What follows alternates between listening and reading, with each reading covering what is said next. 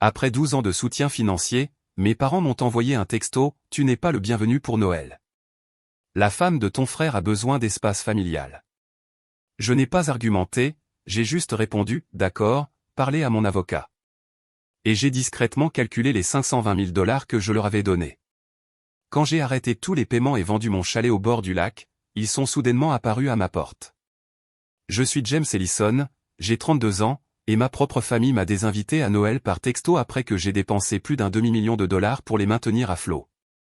Avant que je vous raconte comment j'ai récupéré chaque centime de mon pouvoir et vendu le chalet familial sans qu'ils s'en rendent compte, rendez-moi un service et dites-moi d'où vous regardez dans les commentaires ci-dessous. Je suis très intéressé de voir jusqu'où cette histoire va. Tout a culminé un dimanche matin glacial de novembre. Le genre de froid qui s'infiltre à travers votre manteau et jusque dans vos os, vous donnant l'impression d'être fragile. J'étais assis à notre endroit habituel au Daily Grain, un café local avec des banquettes en vinyle usé et le sifflement constant et réconfortant de la machine à expresso. J'y venais avec eux depuis que j'étais adolescent. Je suis arrivé le premier, comme toujours, et je me suis glissé dans la banquette près de la fenêtre, celle qui donnait sur la rue Fondante. Je les ai vus arriver, mes parents, Richard et Eleanor, et mon jeune frère, Marc. Ils se déplaçaient comme une seule unité, emmitouflés dans leurs manteaux d'hiver, leurs visages pincés par le froid et autre chose, quelque chose que je ne pouvais pas encore nommer. Ils n'ont pas souri quand ils m'ont vu à travers la vitre. Cela aurait dû être mon premier avertissement. Ils se sont glissés dans la banquette en face de moi, le vinyle soupirant sous leur poids collectif. L'air s'est immédiatement épaissi de mots non dits. Ma mère s'affairait avec son écharpe, mon père regardait par la fenêtre, Marc était occupé à faire défiler son téléphone. Nous n'avons même pas eu le temps que la serveuse nous apporte les menus. Mon père, un homme qui croyait que les émotions étaient une affliction privée qu'il valait mieux cacher, s'est raclé la gorge. C'était sa salve d'ouverture, le son qu'il émettait avant de prononcer un verdict. Nous en avons déjà discuté, James, dit-il, sa voix aussi plate et grise que le ciel d'hiver. Tu ne viendras pas pour Noël cette année. Les mots ne se sont pas enregistrés au début. Ils flottaient dans l'air, absurdes. Je les regardais, puis j'ai regardé ma mère, à la recherche d'un signe que c'était une sorte de blague bizarre. Son regard s'est détourné, se concentrant sur un fil lâche sur son poignet. C'est juste que Vanessa a besoin de son intimité, mon chéri, murmura-t-elle, sa voix mince et hésitante. Vanessa était la femme de Marc, une femme avec un sourire aussi brillant et dur qu'un diamant. C'est leur premier Noël avec le petit Tyler dans la nouvelle maison, et elle veut que ce soit juste, tu sais, le noyau familial. Le noyau familial. L'expression était un poignard, et il venait de le tordre. J'étais le noyau qui avait payé la maison dans laquelle il faisait la fête. J'étais le noyau qui avait financé l'entreprise qui avait permis à Marc d'avoir le temps d'avoir une famille. J'ai senti une bouffée de chaleur me monter au cou. Comme s'il sentait qu'il n'avait pas fait assez de dégâts, Marc a finalement levé les yeux de son téléphone, un petit sourire suffisant jouant sur ses lèvres. En plus, mec, dit-il, se penchant en avant comme s'il partageait un secret amical, Tyler n'a que 2 ans. Ce n'est pas comme s'il se souviendrait même que tu étais là de toute façon. Et c'était tout. C'était la goutte d'eau qui a fait déborder le vase. Ce n'était pas l'invitation de Noël. Ce n'était pas les années de soutien financier ignorées. C'était ce commentaire désinvolte et méprisant. L'annulation totale de mon existence. Je n'étais pas une personne. J'étais un accessoire, un meuble qui pouvait être enlevé sans que personne ne le remarque. Invisible. Un étrange calme glacial m'a envahi, éteignant la bouffée de chaleur de la colère. Le brouhaha du café, le cliquetis des tasses, tout cela s'est estompé en un grondement sourd et lointain. J'ai mis la main dans ma poche, mes mouvements lents et délibérés. J'ai sorti un billet de 20 $ propre et je l'ai posé doucement sur la table. Pour les cafés que vous alliez commander, dis-je, ma voix étrangement stable. Je ne la reconnaissais pas comme la mienne. Je me suis levé, j'ai enfilé mon manteau et je suis sorti de la chaleur du café pour me retrouver dans le froid mordant. Je n'ai pas regardé en arrière. Le chemin du retour était flou. Les rues familières de ma ville avaient l'air étrangères, comme si je les voyais pour la première fois. Le froid n'était plus seulement à l'extérieur de moi, il avait trouvé le moyen de pénétrer à l'intérieur. De retour dans mon appartement calme, je n'ai pas allumé les lumières. Je me suis assis dans la pénombre grise, revoyant la scène, les mots, les expressions sur leur visage. Le choc a commencé à s'estomper, et à sa place, quelque chose de nouveau a commencé à se former. C'était dur, tranchant et froid. C'était la résolution. Je me suis levé, je suis allé à mon bureau et j'ai ouvert mon ordinateur portable. L'écran projetait une pâle lumière bleue sur mon visage. J'ai ouvert une nouvelle feuille de calcul, le curseur clignotant patiemment. J'ai nommé le fichier Investissement en souffrance.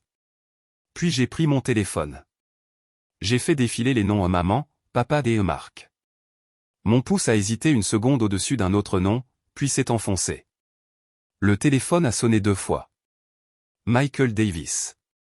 Michael, dis-je, ma voix tenant maintenant une résonance qu'elle n'avait pas eue quelques heures auparavant, c'est James Ellison. Nous devons parler dès que possible. Le bureau de Michael Davis était au 34e étage, un perchoir de verre et d'acier qui surplombait toute la ville. Les tons neutres de gris et d'acajou, le parfum du cuir et du café coûteux, le bourdonnement silencieux de l'air filtré. Tout était conçu pour communiquer le pouvoir et le contrôle. C'était exactement ce dont j'avais besoin. Je me suis assis dans un fauteuil ridiculement confortable en face de son bureau imposant. Michael avait la fin de la cinquantaine, avec des yeux perçants et intelligents qui semblaient ne rien manquer. Il avait géré une petite clôture immobilière pour moi il y a des années, et j'avais été impressionné par sa précision. J'avais le sentiment que j'allais avoir besoin de cette précision maintenant. Alors, dit-il, se penchant en arrière sur sa chaise, ce qui produisit un son comme un soupir coûteux, vous avez dit au téléphone que c'était urgent. Pendant la demi-heure suivante, j'ai parlé. Je n'ai pas élevé la voix. Je ne suis pas devenu émotif. J'ai simplement ouvert la feuille de calcul sur mon ordinateur portable, je l'ai tournée vers lui et je lui ai fait parcourir les chiffres, ligne par ligne, de manière atroce. C'était une autopsie verbale des 12 dernières années de ma vie. Le total, ai-je conclu, la gorge sèche, est de 520 142,68 $.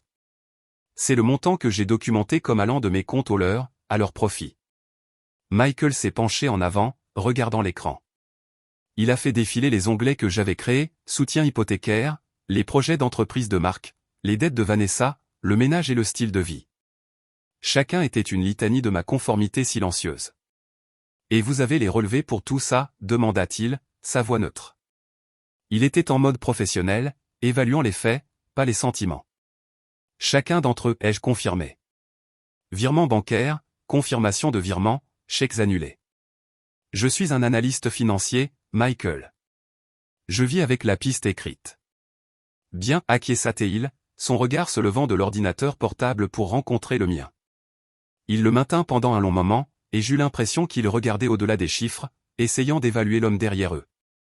C'est un dossier de soutien complet et franchement, stupéfiant. La question est, James, qu'est-ce que vous voulez faire maintenant? L'air dans la pièce sembla s'immobiliser. C'était le précipice. Je veux que ça s'arrête, dis-je, les mots semblant solides lorsqu'ils quittèrent ma bouche. Tout. Avec effet immédiat. Je veux que tous les paiements récurrents soient annulés. Je veux que chaque autorisation que j'ai jamais signée soit examinée et annulée. Je veux un pare-feu juridique construit entre mes finances et ma famille. Je veux rompre définitivement le cordon financier. Il haussa un sourcil. Un pare-feu est une posture agressive. Il y aura des conséquences. Les retombées sont un euphémisme. Je suis au courant, dis-je, ma voix se durcissant. Je compte dessus. Il sembla satisfait de ma réponse. Très bien. J'aurai besoin de copies de toute cette documentation. Mon équipe va commencer à rédiger les avis nécessaires pour les institutions financières. La première étape est de fermer le robinet. Nous nous occuperons de la réaction de la famille au fur et à mesure. La première réaction est venue moins de 48 heures plus tard. J'étais à mon bureau au travail, essayant de me concentrer sur un rapport sur les résultats trimestriels lorsque mon téléphone a vibré avec un numéro inconnu. Je l'ai laissé aller à la messagerie vocale. 1 minute plus tard, un email est apparu. L'expéditeur était Stan Kowalski, le directeur de la succursale bancaire locale que ma famille utilisait depuis des décennies. Il était le partenaire de golf du samedi de mon père. L'objet était un problème urgent de paiement. Je savais ce que c'était. J'ai laissé le téléphone sonner lorsqu'il a rappelé, puis j'ai écouté le message. Jimmy, mon garçon, la voix de Stan était un mélange adroit de simplicité et d'inquiétude forcée. Stan Kowalski ici. Écoute, ta mère était juste au téléphone, tout excitée. Il semble qu'il y ait eu un problème avec le virement de paiement hypothécaire. Une erreur du système, sans aucun doute. Ces choses arrivent. Je lui ai dit de ne pas s'inquiéter de sa jolie petite tête à ce sujet, que je t'appellerai et que nous réglerions tout ça entre hommes. Rappelle-moi quand tu auras ce message. J'ai supprimé le message vocal. 10 minutes plus tard, il a appelé la ligne fixe de mon bureau. Je n'avais pas d'autre choix que de répondre. James Ellison. Jimmy, te voilà. As-tu reçu mon message? Oui, Stan, dis-je, mon ton froid et professionnel. Génial, génial. Alors réglons ce problème pour ta mère. J'ai juste besoin de ton autorisation verbale pour retraiter le paiement. Il n'y a pas d'erreur, Stan, les jeux interrompus. Le paiement n'a pas été traité parce que l'autorisation a été formellement annulée par mon conseiller juridique. Il y a eu un silence stupéfait à l'autre bout du fil. Je pouvais l'imaginer dans son costume bon marché, son léger sourire vacillant. Annulé? De quoi parles-tu? C'est un paiement automatique. Ça fonctionne comme sur des roulettes depuis des années. Et maintenant, ce n'est plus le cas, ai-je répété. Comme je l'ai dit, c'était une directive juridique. Si vous avez d'autres questions, vous pouvez les adresser à mon avocat, Michael Davis.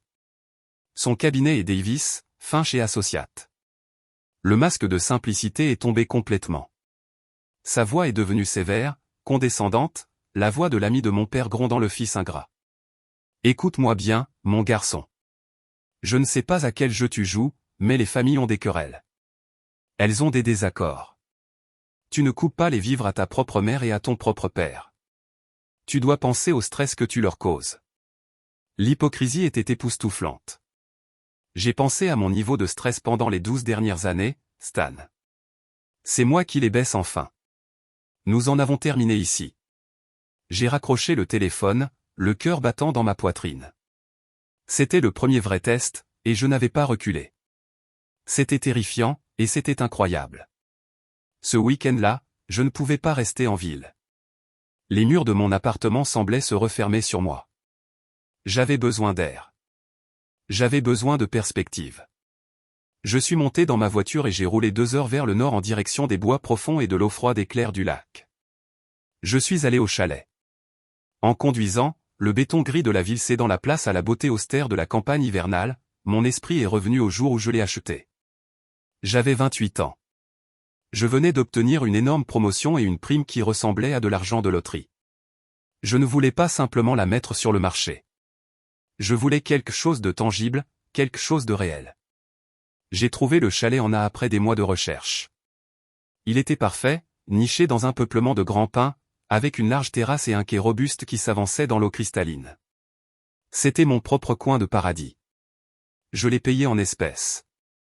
C'était le plus gros achat de ma vie, un monument à mon travail acharné. Je me souvenais d'avoir emmené ma famille le voir pour la première fois. Ils étaient tous souriants. Marc parlait déjà de la chambre qui serait la sienne. Ma mère prévoyait où mettre ses pots de fleurs. Mon père a fait une inspection approfondie, faisant le tour du périmètre, vérifiant les fondations, regardant le toit. Il est revenu sur la terrasse où je me tenais, un rare sourire sincère sur son visage. Il m'a tapoté l'épaule, un geste si rare qu'il m'a surpris. « Bien joué, fils, avait-il dit, sa voix remplie d'une fierté dont j'avais été affamé toute ma vie. Maintenant, la famille a un endroit pour s'évader. Un véritable héritage à transmettre. La famille. L'héritage. Il n'avait pas dit, vous avez un endroit merveilleux, James. Il l'avait absorbé, coopté, socialisé ma victoire privée en un atout collectif sur le champ. Et moi, si désespéré de son approbation, je l'avais laissé faire. J'avais souri et acquiescé, leur tendant une clé de rechange. Utilisez-le quand vous voulez, avais-je dit. Et ils l'ont fait. Cela a commencé lentement, un week-end ici, une semaine là. Puis ils ont commencé à en parler comme du chalet familial, puis simplement le chalet. L'histoire de l'origine, le fait que je l'avais acheté, que je payais chaque facture, les taxes, l'assurance, les services publics, le plombier qui devait réparer les tuyaux chaque printemps, tout cela s'estompa. Il était devenu le leur par la simple force du droit acquis. En remontant la longue allée de gravier, le crissement des pneus était le seul bruit. L'air était vif avec le parfum du pin et de la terre humide. En sortant de ma voiture, en étirant mes membres raides, j'ai vu une volute de fumée s'échapper de la cheminée du chalet voisin. Colin Meyer était sur son Porsche, enveloppé dans une épaisse couverture de laine, une tasse dans ses mains. Colin avait la fin de la soixantaine, une veuve avec une colonne vertébrale d'acier et des yeux doux qui semblaient vous transpercer. « James » cria-t-elle, sa voix claire dans l'air immobile, « je ne m'attendais pas à te voir ici.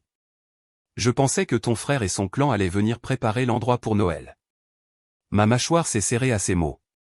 Ils avaient déjà dit aux voisins leur projet pour ma propriété. Changement de plan, Colin. Elle a étudié mon visage pendant un moment. Eh bien, le café est frais et le feu est chaud. Tu as l'air d'avoir besoin des deux. Je me suis retrouvé assis dans un fauteuil confortable près de son feu crépitant quelques minutes plus tard, une tasse chaude dans mes mains. Je n'avais pas l'intention de lui dire quoi que ce soit, mais elle avait une façon d'écouter qui vous faisait vous sentir en sécurité. Et ainsi, l'histoire est simplement sortie, les années de soutien financier, le texto, la scène au café, le sentiment de vide d'être invisible. J'ai tout déballé, tout le gâchis. Quand j'ai fini, le silence dans la pièce était profond. Je me sentais à vif, exposé et profondément embarrassé. Colin a simplement acquiescé lentement, regardant les flammes. J'ai dû obtenir une ordonnance restrictive contre mon propre fils, dit-elle, sa voix calme mais ferme. Je l'ai regardé, choqué. Quoi? Il a essayé de vendre ma maison, dit-elle, son ton factuel. Cette maison, celle que son père et moi avons construite de nos propres mains. Il m'a fait signer des papiers il y a quelques années, a dit que c'était pour la planification successorale, pour faciliter les choses quand je serai parti. Je lui ai fait confiance. C'était mon garçon. La chose suivante que je sais, c'est qu'un agent immobilier se présente et veut évaluer la propriété pour la mettre en vente. Mon Dieu, Colin, qu'as-tu fait? Elle a pris une lente gorgée de sa tasse. D'abord, j'ai pleuré pendant une semaine. Ensuite, je me suis fâché. Ensuite, j'ai engagé l'avocat le plus méchant et le plus impitoyable que j'ai pu trouver dans l'annuaire téléphonique. Nous l'avons traîné en justice. Nous avons prouvé l'incitation frauduleuse. J'ai gagné. Elle s'est tournée vers moi, ses yeux clairs et féroces. Je ne lui ai pas parlé depuis 3 ans. C'est la chose la plus difficile que j'ai jamais faite, James. Ça fait mal. Ça fait mal comme si une partie de toi était morte, de réaliser que les personnes pour lesquelles tu prendrais une balle sont celles qui tiennent le pistolet. Mais tu sais ce que j'ai appris? Quoi, ai-je murmuré. Il ne voit que les beaux fruits sur l'arbre, dit-elle, son regard intense. Ils en profitent. Ils le prennent pour acquis. Et ils se plaignent quand ce n'est pas à leur goût. Mais ils ne se sont jamais arrêtés pour penser aux racines enfouies dans l'obscurité et la saleté, faisant tout le travail silencieux et ingrat pour garder le tout vivant. Ces mots m'ont frappé avec la force d'un coup physique. Les racines. Pendant toute ma vie adulte, j'avais été les racines de ma famille, invisibles, non reconnues, fournissant silencieusement la nourriture pour leur vie. Et ils n'étaient que les joyeux cueilleurs de fruits. Une vague de profonde gratitude m'a envahi. Merci, Colin. Ne me remercie pas, dit-elle, un petit sourire triste touchant ses lèvres. Ne les laisse juste pas empoisonner ton sol au point où plus rien ne peut repousser. Nous sommes restés assis dans un silence confortable pendant un certain temps. En quittant son chalet et en retournant sur la pelouse givrée vers le mien, ces mots résonnaient dans ma tête, ne les laisse pas empoisonner ton sol. J'ai regardé mon chalet, debout sombre et silencieux contre le ciel crépusculaire. La colère et la douleur que j'avais ressenties ont commencé à se transformer, se durcissant en un objectif froid et clair. Ce n'était pas seulement une maison. C'était un symbole. C'était le fruit ultime auquel il croyait avoir droit. J'ai sorti mon téléphone. Mes doigts étaient stables. Je n'ai pas cherché de thérapeute. Je n'ai pas cherché d'articles sur les familles toxiques. J'ai ouvert mon navigateur web et j'ai tapé le nom de la société immobilière que Colin avait mentionné qu'elle utilisait. L'appel a été répondu à la 2e sonnerie. Sarah Jensen Realty, Sarah à l'appareil. Sarah, dis-je, ma voix résonnant d'une fermeté nouvelle, je m'appelle James Ellison. Je suis propriétaire de la propriété en A sur North Shore Drive, et j'ai besoin de la vendre immédiatement. Les retombées ont commencé sérieusement le lundi suivant. Les appels sont devenus plus fréquents, plus désespérés et plus révélateurs. Ma mère a appelé 3 fois avant midi. Je les ai tous laissés aller à la messagerie vocale. Ces messages sont passés de l'inquiétude à la plainte en passant par la demande pure et simple. Message vocal 1, James, chérie, c'est maman. S'il te plaît, appelle-moi. Le directeur de la banque Stan a dit. Tu as mentionné un avocat. Je pense qu'il y a eu un terrible malentendu. Message vocal 2, James, je ne comprends pas pourquoi tu fais ça. Le paiement de la voiture de Mark pour son véhicule de travail a été refusé. Le paiement de ses outils d'atelier, ce dont il a besoin pour gagner sa vie, a également été refusé. Il est terriblement embarrassé. James, cela affecte ses moyens de subsistance. Message vocal 3, James Ellison, tu me rappelles immédiatement. Ton père est furieux. Tu crées une crise pour cette famille. Quel que soit le but que tu penses atteindre, tu l'as atteint. Maintenant, tu dois arrêter ces bêtises et réparer ça.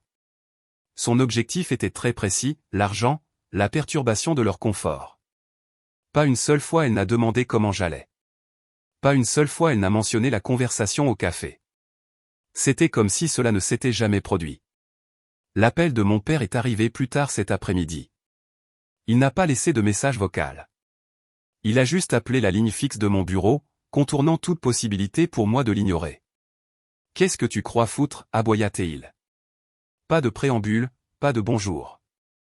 Je gère mes finances, papa, dis-je, ma voix un lac placide qu'il ne pouvait pas rider. Tu ne gères rien. Tu fais une crise de colère enfantine et tu blesses ta mère, tonna-t-il. Elle est à bout de nerfs à cause de toi. Maman semble surtout nerveuse à propos des paiements de voiture de Mark, pas de mon état émotionnel, ai-je rétorqué, les mots plus acérés que je ne l'avais prévu. Il fut momentanément bouche bée. Il s'agit de Noël, n'est-ce pas, railla-t-il finalement. Tu es incroyablement mesquin. Tu vas punir toute la famille à cause d'un simple conflit d'horaire. Grandis. Il ne s'est jamais agi de Noël, papa. Il s'agissait de respect, un concept que tu as clairement oublié. J'ai raccroché avant qu'il ne puisse répondre. Chaque appel terminé ressemblait à une petite victoire, une récupération de mon propre récit. Mais la révélation vraiment sismique est venue de Mark. Il m'a appelé ce soir-là, et sa voix était un cocktail de fureur et de panique. « Quel est ton problème » cria-t-il dans le téléphone. « Tu es en train de faire exploser toute ma vie. Mes fournisseurs m'appellent. Vanessa menace de prendre Tyler et d'aller chez sa mère. Tu es en train de ruiner mon mariage. Ton mariage n'est pas ma responsabilité, Mark, dis-je calmement. Ni tes dettes commerciales. Je suis ton frère. Nous sommes une famille. Nous sommes censés nous entraider. Ou as-tu oublié ça pendant que tu étais assis sur ton grand cheval à compter tout ton précieux argent, ricana-t-il, sa voix dégoulinant d'un ressentiment choquant dans son intensité. Et puis, dans sa rage, il a commis son erreur fatale. Il m'a donné la pièce manquante du puzzle. Tu sais, je ne sais pas pourquoi je suis surpris. Tu as toujours été comme ça.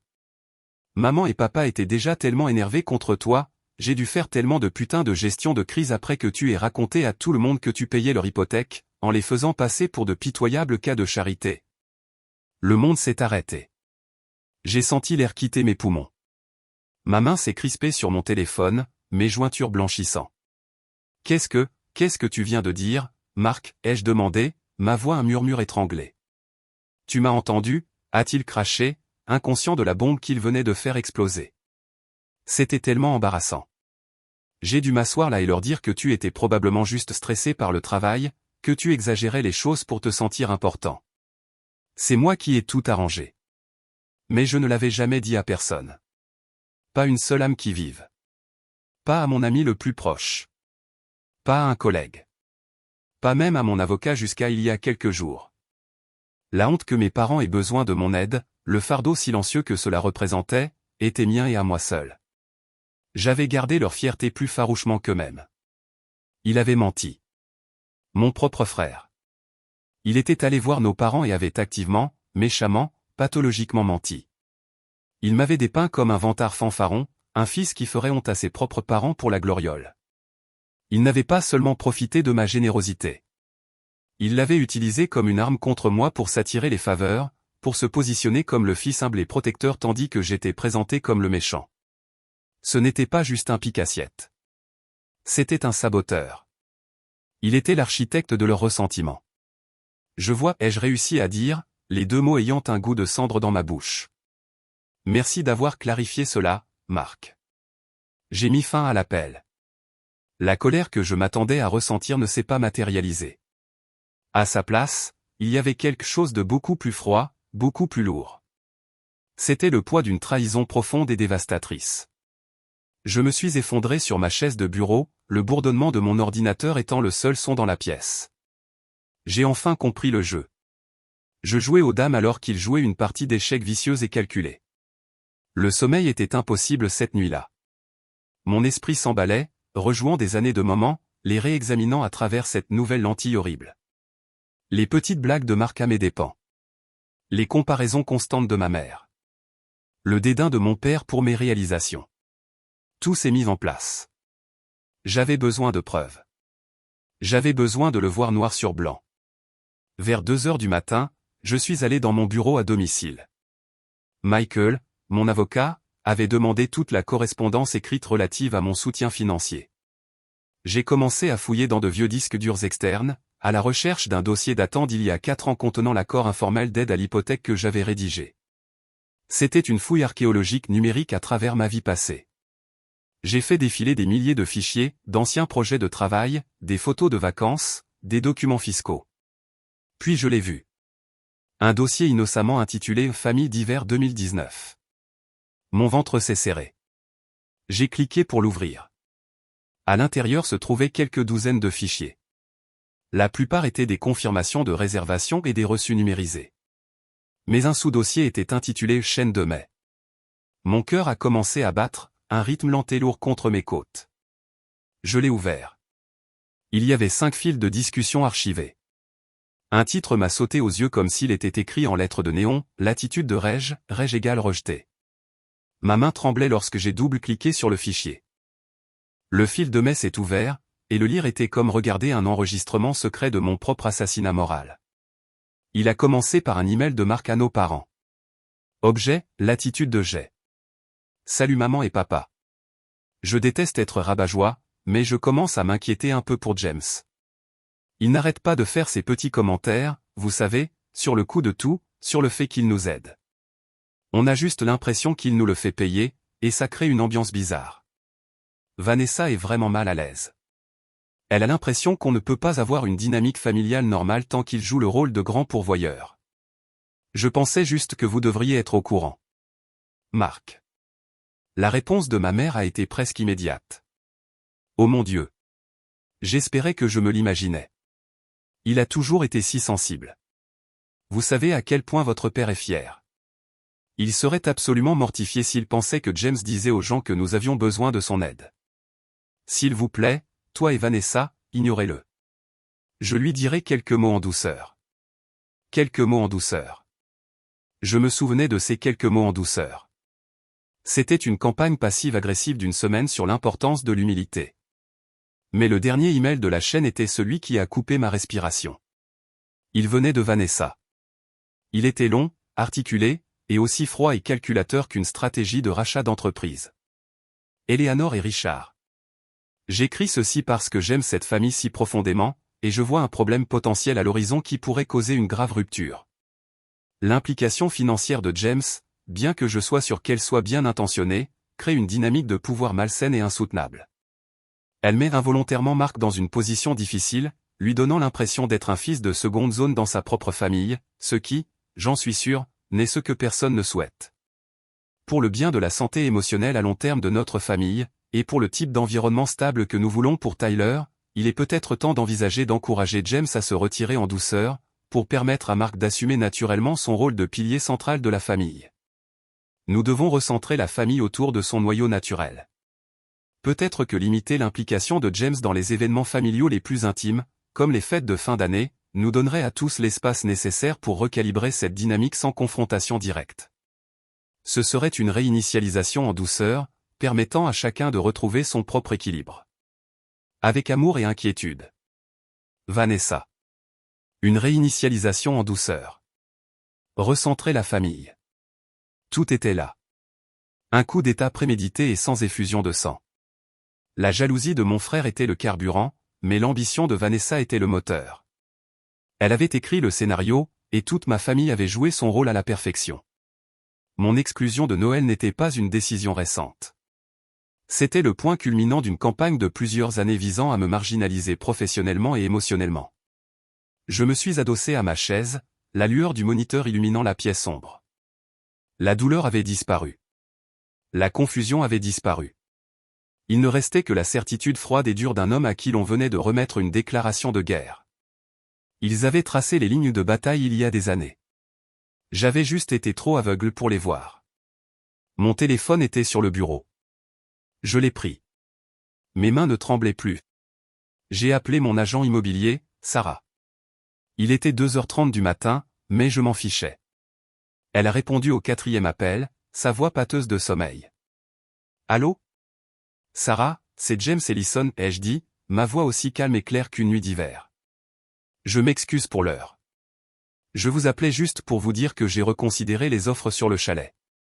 Oh, d'accord, dit-elle, semblant plus éveillée maintenant. L'offre en espèces est toujours sur la table. Elle est très forte, mais si vous voulez attendre. Non, ai-je dit, la coupant. Je ne veux pas attendre. Je veux que vous appeliez l'agent des acheteurs en espèces dès la première heure demain matin. Dites-leur que nous acceptons leur offre, mais j'ai une condition. Quelle est la condition? Demanda-t-elle. Je veux la date de clôture la plus rapide possible que la loi autorise. Avec la vente du chalet en marche, un étrange sentiment de détachement s'est installé en moi. C'était comme si je regardais un film de ma propre vie. La tempête émotionnelle était passée, laissant derrière elle un paysage calme et austère où je pouvais enfin voir le chemin à suivre sans le brouillard de l'obligation. Ma vie a commencé à se bifurquer, se divisant en deux pistes distinctes. Sur l'une, le démantèlement méthodique, presque chirurgical, de mon ancienne vie s'est poursuivi. Sur l'autre, je posais timidement, avec précaution, les fondations d'une nouvelle vie. Sarah, mon agent immobilier, était une bénédiction. C'était un tourbillon d'efficacité professionnelle, une relation purement transactionnelle qui était exactement ce dont j'avais besoin. Les acheteurs sont ravis, rapporta TL quelques jours plus tard, sa voix joyeuse et professionnelle. C'est un couple de la ville qui cherche une escapade de week-end et ils cherchent depuis des mois. Ils adorent la propriété. L'offre en espèces signifie pas d'évaluation bancaire lente. Nous pouvons clôturer cette affaire en 3 semaines si nous poussons vraiment les avocats et la société de titres. Poussez, lui ai-je dit, ma voix ferme. Je veux que ce soit signé, scellé et livré avant le 1er décembre. Considérez que c'est poussé, répondit-elle. Pendant que cette machine tournait en arrière-plan, démolissant silencieusement mon passé, j'ai décidé d'investir dans mon avenir. Je me suis souvenu d'Evelyne, la propriétaire chaleureuse et intelligente de Pêche et Pine, la librairie indépendante locale. Il y a des mois, elle m'avait invité à un club de lecture d'entreprise qu'elle animait les mardis soirs. À l'époque, j'étais trop empêtré dans la gestion des crises sans fin et auto-infligées de ma famille pour même y penser. Mes soirées étaient réservées aux appels téléphoniques d'urgence et aux examens anxieux du budget. Maintenant, mes soirées étaient à moi. Je suis entré dans la librairie un mardi soir, me sentant comme un imposteur. Le parfum chaud et boisé du vieux papier et de l'encre fraîche était un accueil réconfortant. Le magasin était un havre d'ordre tranquille.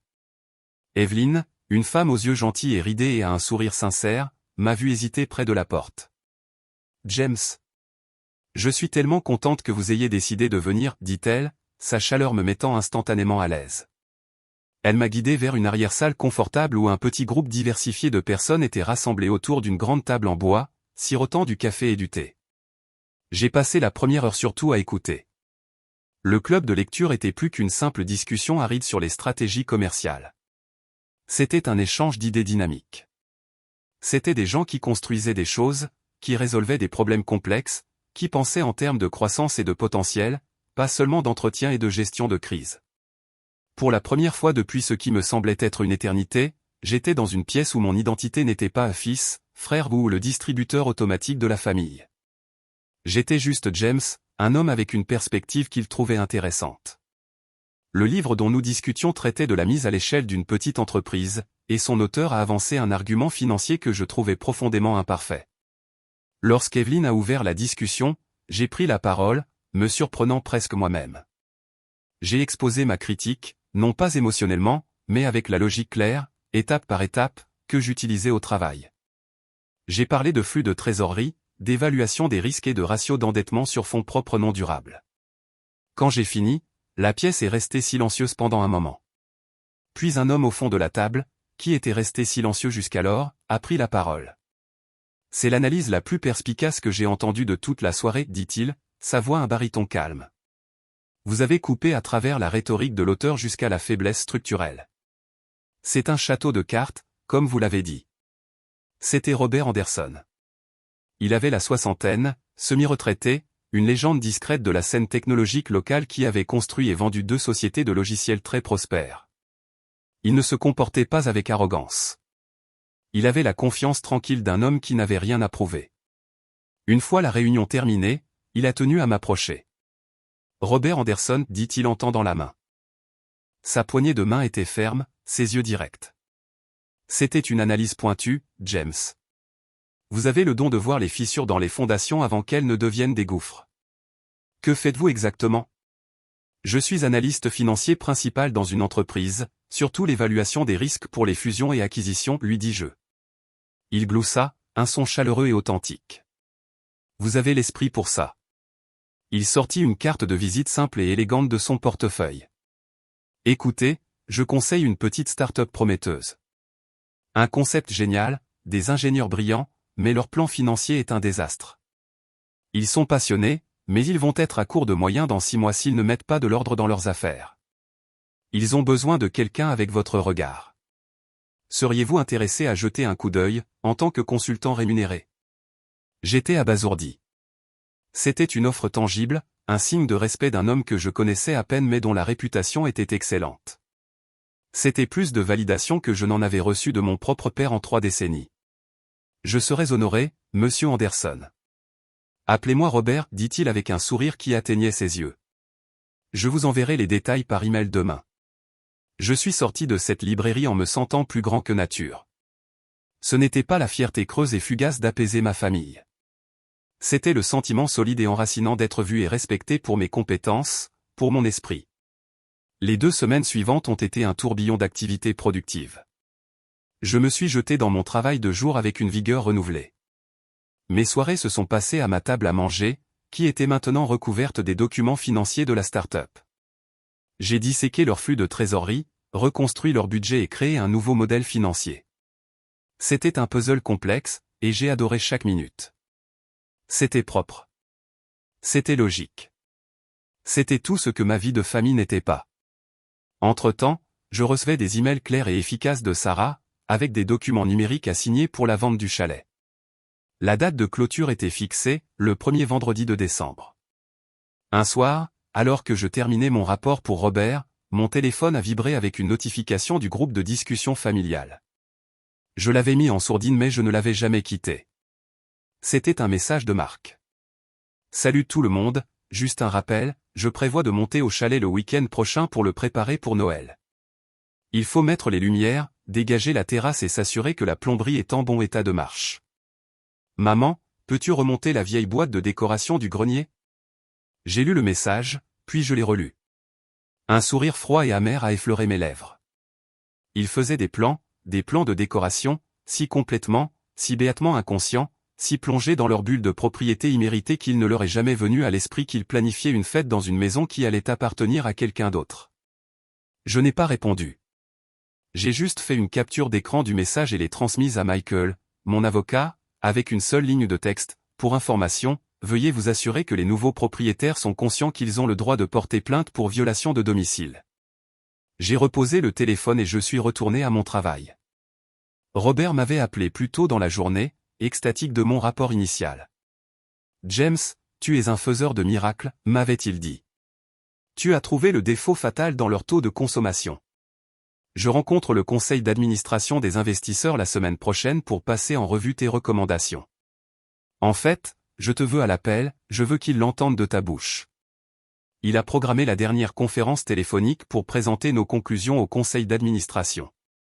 La date était le premier vendredi de décembre, dans l'après-midi.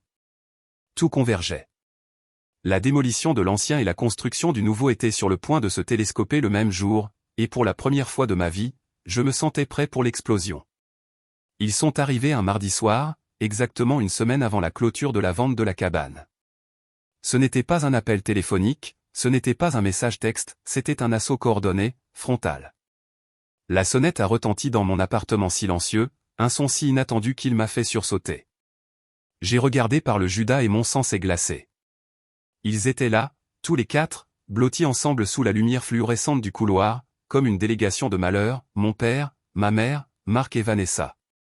Il y a un an, mon premier réflexe aurait été l'anxiété, une ruée mentale frénétique pour comprendre ce que j'avais fait de mal. Maintenant, je ne ressentais qu'une froide et lasse détermination. J'ai pris une profonde inspiration, redressé mes épaules et ouvert la porte. Ma mère, Éléanore, s'est engouffrée la première, son visage arborant une expression d'amour maternel douloureux. Elle tenait un récipient en fer familier. Nous avons apporté tes préférés, a-t-elle gazouillé, sa voix un peu trop vive, avoine raisin serre. Je les ai fait cuire moi-même cet après-midi. C'était un mensonge. Ils venaient de la boulangerie en bas de sa rue. Je pouvais voir le bord du papier sulfurisé qu'ils utilisaient. Vanessa est arrivée ensuite, une vision dans un élégant manteau beige, serrant un sac cadeau acheté en magasin avec un ruban doré. Nous faisions du shopping et nous avons vu ça et nous avons tout de suite pensé à toi, a-t-elle dit, sa voix un ronronnement soyeux. Elle a posé le sac sur ma table d'entrée comme s'il s'agissait d'une offrande. Mon père, Richard, et mon frère, Marc, sont arrivés les derniers. Ils étaient les gros bras, les exécuteurs au visage sombre.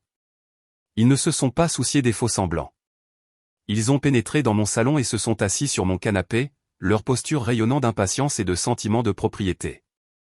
J'ai fermé la porte et me suis adossé contre elle, ne les invitant pas à rester, ne leur offrant pas de boisson. Je suis resté là, les bras croisés, et j'ai attendu que le spectacle commence. James, a commencé mon père, sa voix basse et autoritaire. Il prenait les choses en main. Ça suffit maintenant. Ta mère est malade d'inquiétude. J'ai dû m'occuper de Stan à la banque, ce qui était humiliant. Tu as fait ton petit point, il est temps d'arrêter ces bêtises et d'agir comme un fils. Quelle bêtise, papa, ai-je demandé, ma voix dangereusement calme. Ne fais pas l'idiot avec moi, a ricané Marc depuis le canapé, sa jambe rebondissant d'une énergie nerveuse. Les comptes, l'argent. Tu sais très bien de quoi on parle. Tu vas appeler la banque demain matin et tu vas arranger ça. Tu vas arranger le gâchis que tu as fait. J'ai laissé mon regard parcourir chacun d'eux, la mère martyre avec ses biscuits de boulangerie, la belle-sœur manipulatrice avec son cadeau vide, le frère qui se croyait tout permis et qui considérait ma vie comme sa ligne de crédit personnel, le père dominateur qui considérait ma conformité comme son droit de naissance. Ils n'ont vraiment rien compris. Ils sont venus pour une reddition, pas pour une conversation. Ils pensaient qu'ils avaient encore tout le pouvoir. Il n'y a rien à arranger, ai-je déclaré, les mots clairs et précis. Les arrangements auxquels vous étiez tous habitués sont terminés, définitivement. Vanessa, voyant que l'approche de la force brute échouait, a décidé d'intervenir. Elle s'est penchée en avant, son visage un masque de sympathie soigneusement conçu. James, écoute-moi, a-t-elle dit, sa voix douce et raisonnable. Nous savons que tu es bouleversé à propos de Noël. Nous comprenons, et nous sommes tellement désolés si tes sentiments ont été blessés. Ce n'était jamais notre intention.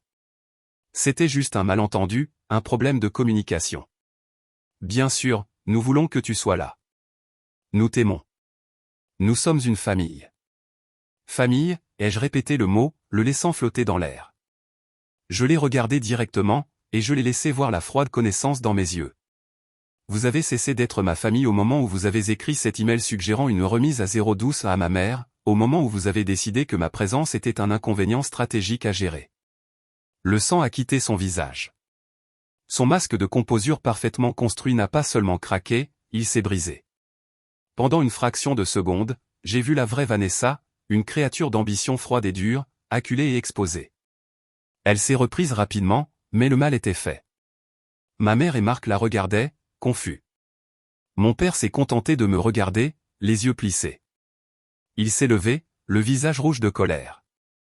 Ça suffit les jeux. Je ne sais pas ce que tu crois faire, en déterrant de vieux emails, mais ça s'arrête ce soir. Nous ne quitterons pas cet appartement tant que tu n'auras pas accepté de remettre les choses en ordre. Nous avons des projets, nous avons des traditions. Le week-end prochain, comme Marc te l'a déjà dit, nous allons tous à la cabane pour préparer les fêtes, et nous allons en parler comme une famille normale et civilisée. C'était ça, le moment que j'avais rejoué dans mon esprit pendant des semaines, la dernière supposition arrogante. J'ai laissé le silence s'étirer, savourant leur assurance. Puis, je me suis détaché de la porte et je me suis dirigé calmement vers mon bureau. J'ai pris un simple dossier bleu. Je n'avais pas besoin de le regarder, je connaissais son contenu par cœur. Je suis retourné à la table basse et j'ai posé le dossier devant eux avec un bruit sourd qui ressemblait à un coup de marteau dans la pièce silencieuse. Ça risque d'être difficile, ai-je dit, ma voix calme mais portant le poids d'une avalanche. Mon père a regardé le dossier, puis moi. Qu'est-ce que c'est? Encore un de tes petits jeux. Je l'ai regardé droit dans les yeux, l'homme que j'avais passé ma vie à essayer de satisfaire. Les nouveaux propriétaires prennent possession de la cabane vendredi après-midi. On aurait pu entendre une épingle tomber sur le tapis. La déclaration était si simple, si directe, qu'il leur a fallu un moment pour la comprendre. Puis, j'ai vu la compréhension apparaître sur leur visage un par un. Ma mère a laissé échapper un petit halètement étranglé, sa main volant vers sa poitrine. Le visage de Vanessa, qui était pâle, était maintenant cendré. Mon père s'est affalé sur le canapé comme si ses jambes avaient cédé, son visage un tableau d'incrédulité. Marc a été le premier à retrouver sa voix. C'était un couinement étouffé et incrédule. Quoi? De quoi tu parles? Tu ne peux pas. Tu ne peux pas vendre la cabane. C'est notre cabane familiale. Non, Marc, ai-je dit, ma voix coupant l'air comme un éclat de glace. Ce n'a jamais été notre cabane. Ça a toujours été ma cabane. La cabane que j'ai achetée avec mon argent, la cabane pour laquelle j'ai payé les taxes foncières à 6 chiffres, l'assurance, les services publics, chaque année pendant que vous la traitiez comme votre complexe tout compris personnel. J'ai tapoté le dossier bleu avec mon index. Ici, vous trouverez une copie de l'acte de propriété original avec mon nom, et seulement mon nom, dessus. Vous trouverez également l'accord de vente entièrement exécuté et juridiquement contraignant. Vous verrez la confirmation du virement électronique du paiement en espèces de l'acheteur sur mon compte. Et vous trouverez les documents de clôture finaux, qui doivent être signés à 14 h ce vendredi. C'est une affaire conclue. Ça l'est depuis des semaines. Marc était blanc comme un linge, me fixant avec un mélange de haine pure et d'horreur absolue. Mon père avait l'air d'avoir vieilli de 10 ans en 10 secondes. Et à ce moment précis, magnifique, merveilleusement douloureux, mon téléphone, posé sur le comptoir, a commencé à sonner. L'écran s'est illuminé avec un nom, Robert Anderson. Un lent sourire froid s'est étalé sur mon visage. Je me suis approché, j'ai pris le téléphone et j'ai appuyé sur le bouton du haut-parleur, mes yeux ne quittant jamais les visages brisés de ma famille. James, désolé de t'appeler à la maison, j'espère que je ne t'interromps pas, la voix joyeuse et tonitruante de Robert a rempli le silence de mort de mon salon. Pas du tout, Robert. Tu n'interromps rien, ai-je dit doucement. Fantastique. Écoute, j'ai des nouvelles spectaculaires. La réunion du conseil d'administration a été un succès retentissant. Ils ont absolument adoré notre présentation. Ils ont été bluffés par ta modélisation financière, James, ils ont appelé ça du génie. Ils ont donné le feu vert au projet, financement complet, avec effet immédiat.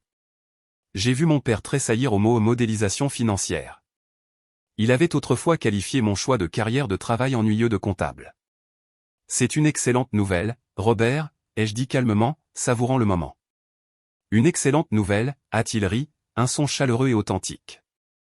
C'est une nouvelle qui change la vie. Et ce n'est pas tout. Ils ont approuvé ma proposition pour la nouvelle filiale. Je vais lancer ce projet, et James, je veux que tu le diriges avec moi, en tant qu'associé à part entière, partenaire en action à 50/50. C'est ça, mon ami, le gros lot. Partenaire, action, les mots ont résonné dans l'air tendu et étouffant de mon appartement. J'ai vu les derniers vestiges d'espoir s'échapper du visage de ma mère. Ils ne perdaient pas seulement leur distributeur automatique, ils assistaient à sa transformation en une puissance financière, totalement hors de leur portée ou de leur influence. Alors, libère ton emploi du temps, la voix de Robert tonnait du téléphone, heureusement inconsciente du drame qu'il racontait. Nous emmenons toute l'équipe dîner au Capitol Grill vendredi soir, c'est moi qui offre. Le temps de fêter ça avec des gens qui sont réellement heureux de te voir réussir, le genre de famille qui te porte vers le haut, tu vois. J'ai regardé les 4 personnes abasourdies et brisées devant moi, les architectes de ma misère, maintenant réduites à de silencieux spectateurs impuissants de mon couronnement. Tu as raison, Robert, ai-je dit, le sourire dans ma voix indubitable. Le genre de famille qui te porte vers le haut. Je ne manquerai ça pour rien au monde. Je serai là. J'ai raccroché le téléphone. Le silence qui a suivi était différent de ceux d'avant. Il n'était ni choqué ni confus, c'était le silence mort, lourd, sans air de la défaite totale. C'était le silence d'une tombe.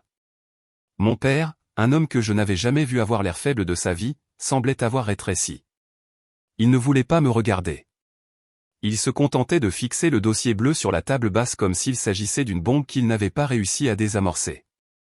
Marc respirait par courtes et superficielles inspirations, son visage un masque pâle de rage pure et impuissante. Il ressemblait à un enfant dont le jouet préféré avait non seulement été emporté, mais aussi fracassé en 1000 morceaux devant ses yeux. Vanessa, la maîtresse stratège, était totalement immobile, son esprit, que j'ai toujours vu courir, calculer et comploter, avait finalement heurté un mur de briques. Il n'y avait plus de coups à jouer. C'était échec et mat. Ma mère a été la première à rompre le sort. « Comment as-tu pu faire ça, James » a-t-elle murmuré, les mots à peine audibles. Les larmes qui avaient coulé dans ses yeux plutôt débordaient maintenant, traçant des chemins à travers son fond de teint. « Après tout ce que nous avons fait pour toi, comment as-tu pu faire ça à ta propre famille ?» L'audace pure et stupéfiante de cette déclaration m'a presque fait rire. J'ai rencontré son regard rempli de larmes, et pour la première fois, je n'ai pas ressenti un éclair de culpabilité. Je n'ai pas ressenti la familiarité de l'envie pavlovienne de la réconforter, de faire en sorte que tout aille bien. J'ai juste ressenti une vaste et lasse tristesse pour la femme qu'elle était, pour la mère qu'elle n'avait jamais été. « Tu poses la mauvaise question, maman » ai-je dit, ma voix douce mais inflexible. « Tu ne devrais pas demander comment j'ai pu faire ça à ma famille. Tu devrais demander comment ma famille a pu faire ce qu'elle m'a fait. » Il n'y avait pas de réponse à cela. La question flottait dans l'air, impossible à répondre et accablante. Lentement, comme si elle se déplaçait sous l'eau, elle a commencé à rassembler ses affaires. C'était une retraite au ralenti. Ma mère n'a même pas regardé la boîte de biscuits qu'elle avait posée avec tant d'espoir sur mon comptoir. Vanessa est passée devant le sac cadeau coûteux qu'elle avait apporté, le laissant abandonné sur le sol. Ils sont sortis de mon appartement, une procession funéraire silencieuse. Je ne les ai pas accompagnés à la porte, je suis resté là où j'étais. J'ai entendu la porte claquer. Pendant un moment, il y a eu silence. Puis, j'ai entendu leur voix commencer dans le couloir, des chuchotements étouffés, vicieux, accusateurs. Je pouvais entendre Marc blâmer Vanessa, Vanessa blâmer mon père blâmer tout le monde. Le bruit de leur implosion s'est estompé alors qu'ils se dirigeaient vers l'ascenseur. J'ai tourné le pêne dormant. Le claquement solide de la serrure se mettant en place était l'un des sons les plus satisfaisants que j'ai jamais entendus. J'ai appuyé mon front contre le bois frais de la porte et j'ai fermé les yeux. Je m'attendais à ressentir une montée de triomphe, une vague de glorification juste et vertueuse. Je m'attendais à me sentir comme le héros de ma propre histoire. Mais ce qui m'a submergé à la place, c'est un vide profond et lancinant. L'adrénaline qui m'avait soutenu pendant la confrontation s'est dissipée, laissant un espace vide dans son sillage. La guerre était finie. J'avais remporté une victoire décisive et inconditionnelle. Mais je me tenais complètement seul sur le champ de bataille. J'ai traversé mon appartement silencieux. Il semblait immense et vide. Les fantômes de leurs attentes, de leurs exigences, de leurs déceptions planaient encore dans l'air. Je suis entré dans la cuisine, j'ai pris la boîte de biscuits à l'avoine raisin, mes préférés depuis que j'étais petit garçon, un fait que ma mère avait brandi comme une arme, et j'ai jeté le tout, boîte comprise, dans la poubelle avec un grand bruit métallique. Ce soir-là, je n'ai pas fait la fête. Je n'ai pas ouvert de bouteille de champagne. Je n'ai pas rappelé Robert pour décortiquer notre victoire. J'ai éteint toutes les lumières, je me suis assis sur mon canapé dans le noir, et je me suis enfin laissé ressentir tout le poids écrasant de tout ça. C'est une chose étrange et terrible de pleurer des personnes qui sont encore en vie. Je ne pleurais pas les 4 personnes qui venaient de sortir de ma vie, je pleurais la famille que j'avais désespérément voulu qu'elle soit. Je pleurais la fiction que j'avais construite pendant 32 ans, la fiction d'une famille aimante et solidaire qui me soutenait. Cette famille n'avait jamais existé. C'était une histoire que je me racontais pour rendre la solitude supportable. J'ai pleuré le petit garçon qui suivait son père, espérant un mot d'éloge qui venait rarement. J'ai pleuré l'adolescent qui passait ses week-ends à aider son frère à faire ses devoirs, pensant qu'il formait une équipe. J'ai pleuré le jeune homme qui avait ressenti un sentiment de fierté si profond en achetant une cabane qu'il pensait remplir de joyeux souvenirs de famille pendant des générations, l'homme qui avait été un imbécile. Les larmes qui ont fini par couler n'étaient pas des larmes de colère ou d'apitoiement sur soi, c'étaient des larmes de chagrin. Je pleurais la mort d'un rêve. C'était une douleur profonde, propre, chirurgicale, pas la douleur sourde et chronique d'être tenu pour acquis avec laquelle j'avais vécu si longtemps. C'était la douleur atroce et nécessaire de l'amputation. C'était le prix de la liberté. Et je savais, alors même que j'étais assis là, tremblant dans l'obscurité de mon appartement vide, que je devais le payer intégralement. Quelques jours plus tard, mon téléphone a sonné. C'était un numéro inconnu. J'ai laissé la messagerie vocale prendre le relais. C'était ma mère, qui avait emprunté un téléphone à une amie. Sa voix était différente. La colère, le sentiment de droit, les jérémiades, tout avait disparu. Cela avait été remplacé par un ton fragile, suppliant, que je ne lui avais jamais entendu de toute ma vie. « James, commença-t-elle, sa voix se brisant sur mon nom. « James, s'il te plaît, ton père, il ne va pas bien. Il ne dort plus. Il est juste assis dans son fauteuil et fixe le mur. Ça l'a beaucoup affecté. » J'écoutais, le visage impassible. « Nous avons fait une terrible erreur, mon fils, continua-t-elle, les mots sonnant répétés et désespérés. Nous avions tort. J'avais tellement tort. Tu me manques. Tu nous manques à tous. Ne pourrions-nous pas juste? Ne pourrions-nous pas s'il te plaît juste te voir? S'il te plaît, James, laisse-nous te parler. » L'ancien James se serait brisé en 1000 morceaux. L'ancien James aurait entendu le tremblement dans la voix de sa mère, et le poids familier et écrasant de la culpabilité se serait abattu sur ses épaules. Il serait revenu en courant, prêt à réparer, à apaiser, à faire en sorte que tout aille bien. Mais l'ancien James avait disparu. J'avais pleuré sa disparition. L'homme qui restait était quelqu'un de nouveau. J'ai pris une respiration profonde et stabilisatrice. Le deuil avait été fait, et ce qui restait était une résolution calme et inébranlable. « J'accepte tes excuses, maman, dis-je. » Elle laissa échapper un petit sanglot audible de ce que je savais être du soulagement, mais je n'avais pas fini. Mais des excuses ne reconstruisent pas une maison qui a été intentionnellement incendiée, cela reconnaît simplement qui tenait l'allumette. Je vous souhaite à toi et à papa bonne chance, je le fais sincèrement. J'espère qu'il se sentira mieux. Mais ma vie, mon bien-être, ne vous inclut plus ni l'un ni l'autre. Cette conversation est terminée. Avant qu'elle ne puisse protester, avant qu'elle ne puisse passer à une nouvelle stratégie de manipulation, j'ai mis fin à l'appel. Puis, un par un, j'ai bloqué leurs numéros, ma mère, mon père, mon frère, ma belle-sœur. C'était un massacre numérique silencieux. Le silence qui a suivi n'était plus vide, il était paisible. Il était propre. Il était à moi. Une année peut ressembler à une décennie lorsque vous reconstruisez une vie à partir de zéro.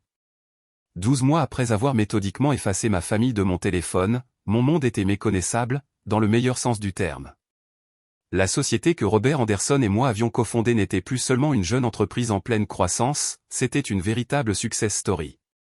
Notre approche innovante de la gestion des risques financiers, la compétence même que mon père avait autrefois ridiculisée comme une simple comptabilité ennuyeuse, était devenue la nouvelle norme de l'industrie. Nous avons été présentés dans Forbes. Nous avons déménagé dans un plus grand bureau au centre-ville. Mes journées étaient un tourbillon de défis stimulants, de réunions avec des personnes qui respectaient mon opinion, et de la profonde et satisfaisante fatigue qui découle de la construction de quelque chose de significatif avec ses propres mains et son esprit. Mon appartement, autrefois un refuge silencieux et solitaire contre le drame de ma famille, était maintenant simplement l'endroit où j'allais dormir et me ressourcer. Ma vraie vie se déroulait dans le monde, à la lumière. Ma relation professionnelle avec Robert s'était épanouie en une véritable amitié, une sorte de mentorat dont j'avais toujours rêvé mais que je n'avais jamais reçu de mon propre père. J'avais un dîner hebdomadaire le vendredi soir avec lui et sa femme, une femme chaleureuse et drôle nommée Clara, qui m'avait adopté comme l'un des leurs. Mon amitié avec Evelyne de la librairie s'était également approfondie. Nous allions souvent prendre un café, et nos conversations passaient des nouvelles fictions aux tendances du marché en passant par les simples absurdités de la vie. Elle était un point d'ancrage tranquille dans mon nouveau monde. Et je tenais à me rendre au bord du lac une fois par mois, non pas pour voir la cabane, mais pour déjeuner avec Colin Meyer. Elle était ma pierre de touche, Un rappel constant et vivant de la force incroyable qu'il faut pour se choisir, même si cela signifie rester seul. Elle a été la première personne qui m'a fait me sentir vu. C'est lors de l'un de ces déjeuners, par un après-midi d'automne frais, qu'elle m'a donné les dernières nouvelles des personnes qui ressemblent maintenant à des personnages d'un livre que j'ai lu il y a longtemps. Elle n'a jamais cherché à en savoir plus, mais elle savait que je voudrais savoir, ne serait-ce que pour clore le dernier chapitre. J'ai vu dans le journal local que Richard et Eleanor Ellison ont vendu leur grande maison sur Willow Creek, m'a-t-elle dit alors que nous étions assis sur son porche, le même porche où ma nouvelle vie avait vraiment commencé. Ils ont déménagé dans un petit condo dans le comté voisin. J'ai entendu dire par un ami du club que leur adhésion avait expiré il y a des mois. J'ai juste hoché la tête, en prenant une gorgée de montée glacée. C'était une information, pas une nouvelle émotionnelle. Et ton frère, ai-je demandé, la voix neutre. Colin a soupiré, en regardant l'eau bleue calme. Mark et Vanessa se sont séparés il y a environ 6 mois. Sa petite entreprise d'atelier a fait faillite, comme on pouvait s'y attendre lorsque le fleuve sans fin de financement s'est tari. La dernière fois que j'ai entendu parler de lui, il vivait dans une location morose de l'autre côté de la ville, travaillant dans un emploi de vente qu'il déteste. Il semble que la pression de vivre sur leurs propres jambes était trop forte pour l'heureux couple. C'est drôle de voir comment l'amour et la loyauté peuvent avoir un prix précis, n'est-ce pas? Je n'ai pas ressenti la moindre satisfaction. Je n'ai pas ressenti une once de schadenfreude. Honnêtement, je n'ai rien ressenti du tout. C'était comme entendre un bulletin météorologique d'un état lointain. Leur vie, leurs choix et leurs conséquences n'avaient absolument plus rien à voir avec moi. J'avais enfin, heureusement, atteint une véritable indifférence. Du moins, c'est ce que je croyais. L'univers avait une dernière épreuve pour moi. Une semaine avant Noël, exactement 1 an jour pour jour après avoir été si impitoyablement exclu de ma propre famille, une enveloppe épaisse, d'aspect coûteux et de couleur crème est arrivée avec mon courrier de bureau. Elle n'avait pas d'adresse de retour, mais mon cœur a eu un seul choc violent. J'ai reconnu instantanément l'écriture élégante et bouclée sur le devant. C'était de ma mère. Ma première impulsion a été de la jeter directement dans la déchiqueteuse sous mon bureau, de l'anéantir sans jamais connaître son contenu. Mais une partie plus forte, plus têtue de moi, la partie qui avait besoin d'une clôture absolue, a pris le dessus. J'ai fendu l'enveloppe avec l'ouvre-lettre élégant en argent que Robert m'avait offert en cadeau de partenariat. La lettre à l'intérieur faisait plusieurs pages, écrite sur du papier à lettres épais de haute qualité qui coûtait probablement $5 la feuille. C'était un cours de maître en contrition manipulatrice.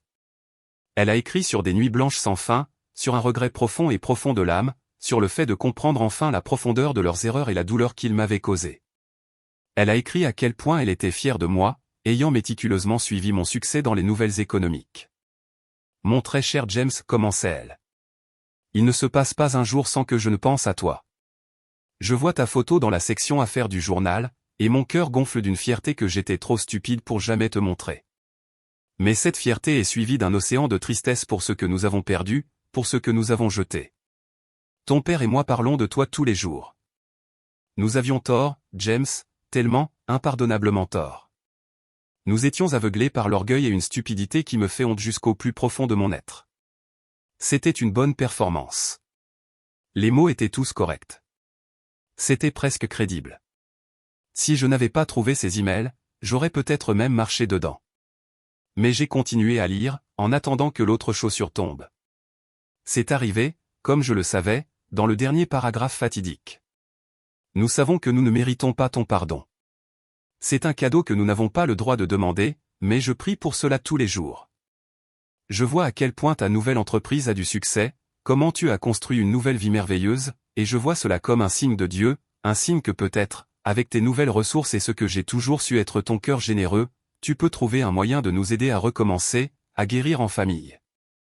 Peut-être pourrions-nous trouver une nouvelle maison familiale, un endroit pour que nous puissions tous construire de nouveaux et meilleurs souvenirs, un endroit pour établir un véritable héritage, ensemble, cette fois-ci là-bas. Voilà. L'hameçon, l'angle, le véritable but de cette pièce de chantage émotionnel magnifiquement écrite. Il ne s'agissait jamais de moi.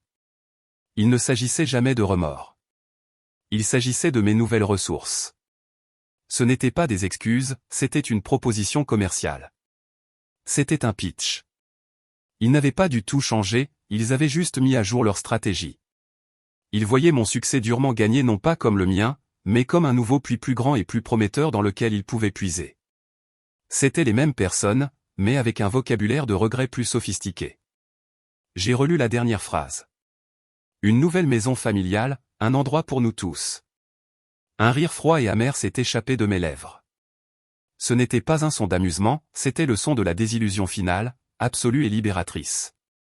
C'étaient des vampires qui polissaient leurs crocs et frappaient à la fenêtre de ma nouvelle vie, espérant que je serais encore assez stupide pour les inviter à rentrer. Je me suis levé de mon grand bureau de partenaire confortable. J'ai regardé par la fenêtre du sol au plafond la ville qui s'étendait en contrebas, une ville où j'avais construit une vie selon mes propres conditions. Je tenais les pages coûteuses de couleur crème dans ma main. Puis, je me suis retourné et j'ai marché vers la déchiqueteuse de bureaux robustes qui ronronnait silencieusement dans le coin. Je n'ai pas hésité. Je n'ai pas relu un seul mot. J'ai introduit la lettre dans la fente, et la machine, désireuse d'agresser, a vécu ses dents métalliques acérées et impitoyables qui ont saisi la prose manipulatrice de ma mère et l'ont instantanément transformée violemment en un confetti de bandes insignifiantes et impuissantes. C'était le test final. C'était la fin de l'histoire. Et j'avais réussi. Le printemps suivant, j'étais assis à une table en plein air dans un petit café italien, un nouvel endroit, mon nouveau préféré, avec Evelyne et Colline. Le soleil de fin d'après-midi était chaud sur nos visages, et la ville bourdonnait de l'énergie joyeuse et optimiste d'une nouvelle saison. Nous rions d'une histoire absurde que Colline racontait sur le chien bruyant de sa nouvelle voisine. Et dans ce moment de camaraderie simple et sans fardeau, j'ai ressenti un sentiment de contentement si profond et si réel qu'il m'a presque coupé le souffle. « Tu as l'air vraiment heureux, James, dit Evelyne, les yeux pétillants au-dessus du bord de sa tasse de thé. Elle ne faisait pas qu'une observation, elle constatait un fait dont elle avait été témoin au cours des 2 dernières années. Je le suis, répondis-je, et les mots semblaient solides et vrais dans ma bouche. Je le suis vraiment. Pendant 32 ans de ma vie, j'ai fonctionné selon un ensemble de fausses hypothèses. Je pensais que la famille était un lien incassable dans lequel on essaie, une obligation qu'il fallait remplir, quel qu'en soit le coût personnel. Je pensais que l'amour se manifestait par un sacrifice silencieux et ingrat. Et je croyais que ma propre valeur était intrinsèquement liée à mon utilité pour les autres. J'ai passé des années à essayer de gagner une place à une table où je n'étais jamais vraiment le bienvenu, aveugle au fait déchirant que le prix d'entrée était mon propre respect de soi. Perdre ma famille biologique a ressemblé à une amputation violente à l'époque. C'était une coupure brutale et douloureuse. Mais maintenant, avec la clarté du temps et de la distance, j'en suis venu à réaliser que je n'ai pas perdu un membre ce jour-là, j'ai eu une maladie enlevée, un poison qui avait lentement, systématiquement drainé la vie hors de moi pendant des décennies. La guérison a été atroce. Mais ce qui a repoussé à sa place était plus fort, plus sain et plus authentiquement à moi que ce qui était là auparavant.